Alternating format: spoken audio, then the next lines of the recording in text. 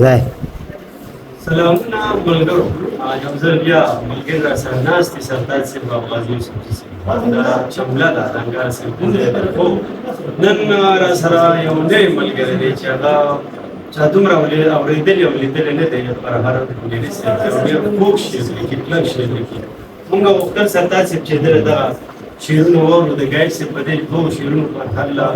بلنه ورکوم چې ته چې ما د فتشناک ویسه موسیقي ما وې دا د هم د خولې د کوثر پرېوت او په سر خاورې بهادري ګایلې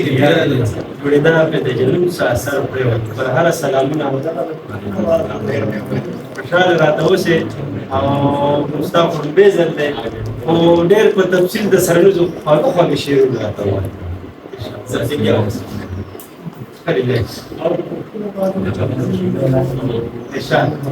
ځواني دی و مستی کې وي نشه به ګرځېدې مستی کې وي نشه به ګرځېدې او د پنجو په سرونو کې رقیب دی بنګلي مات کړل اوس کښېنه په کلاره رقیب دی بنګلي مات کړل اوس کښېنه په کلاره او چې زه در سره نه وم نو نه به ګرځېدې اوس وګوره مالت کې څنګه هر چا نه یارېږي اوس وګوره مالت کې څنګه هر چا نه یارېږي په ما به تلل وې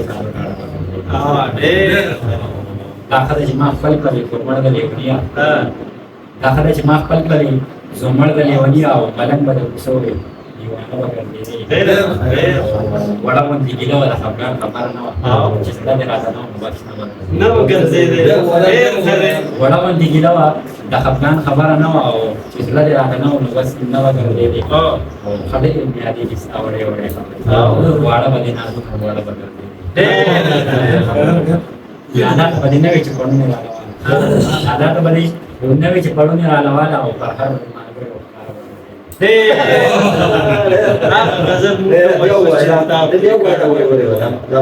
مکتب یو وسه لالا ته به دې نه وي چې پړونې رالواله پر هر به دې ملګري وښکاره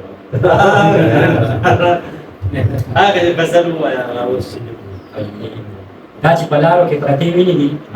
دا د دې نوې کاځګړې وینې او په پښتونخوا کې خزانې مه ګوره زمونږ پټې خزانې وینې زمونږ پټې خزانې وینې تا ته به یو حالت کې پړ تناله ما سره نر دی او نږدې وینې دي او دا ستاسو مینې بېمانۍ کوي زمونږ د زړونو مینې سرې وینې او د فلسطین مینو د سوچ وړې کومې تنکۍ کومې پخې وینې دي د قربانۍ نښې دې شته دي دلته ستا لپاره هر ډکې کاسې وینې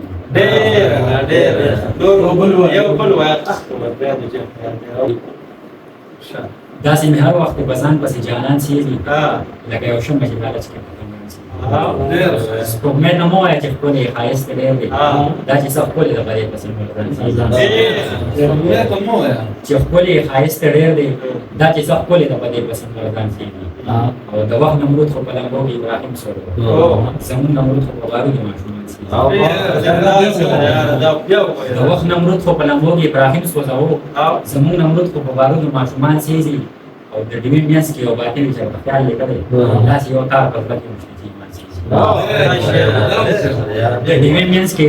یو باطل چې په خیال لیکلی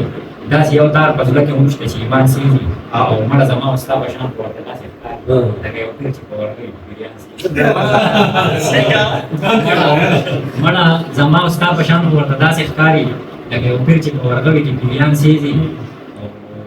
پرخاره مه کوه په دې وخت کې صفا خبرې ښکاره څه نه وي تا ته پته هر انسان